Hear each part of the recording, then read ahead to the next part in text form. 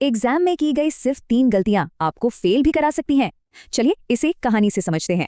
तो कहानी है राहुल और अंकित की, दो पक्के दोस्त, और पढ़ाई में भी आप कह सकते हैं बिल्कुल एक जैसे। एग्जाम देकर निकले तो दोनों बड़े कॉन्फिडेंट थे कि भाई इस बार तो अच्छे नंबर पक्के हैं। मगर जब रिजल्ट आया तो सब हैरान रह गए। राहुल फेल हो गया था। और अंकित का क्या?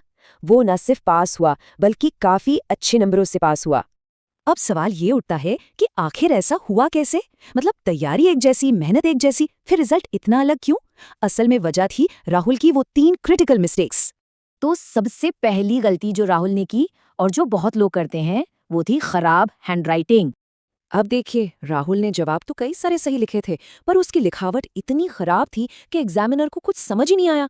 और एक बात हमेशा याद रखिए, जो चीज एग्जामिनर पढ़ ही नहीं पाएगा उस पर वो मार्क्स कैसे देगा, भले ही वो 100% सही क्यों ना हो। अब आते हैं राहुल की दूसरी गलती पर, और ये गलती भी उसके नंबर कटवाने के लिए काफी थी। लंबे लंबे पैराग्राफ्स में जवाब लिखना। राहुल ने क्या किया? उसने अपने सारे जवाब एक ही बड़े से पैराग्राफ में भर दिए। अब जरा खुद सोचिए, जो टीचर आपकी कॉपी चेक कर रहा है उसे दिन में सैकड़ों कॉपियां देखनी होती हैं।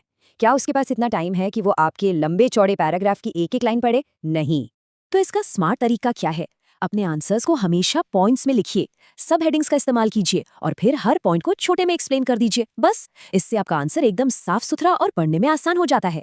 और अब राहुल की तीसरी और शायद सबसे बड़ी, सबसे भारी गलती, पुअर टाइम मैनेजमेंट। हुआ ये कि राहुल ने शुरू में ही उन मुश्किल सवालों पर अपना सारा टाइम लगा दिया जिनके जवाब उसे ठीक से पता भी नहीं थे। और नतीजा क्या हुआ?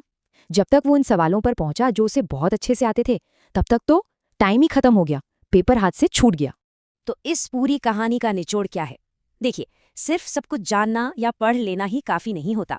उसे सही ढंग से प्रेजेंट करना भी उतना ही जरूरी है। यही आपको असल में सफलता दिलाता है।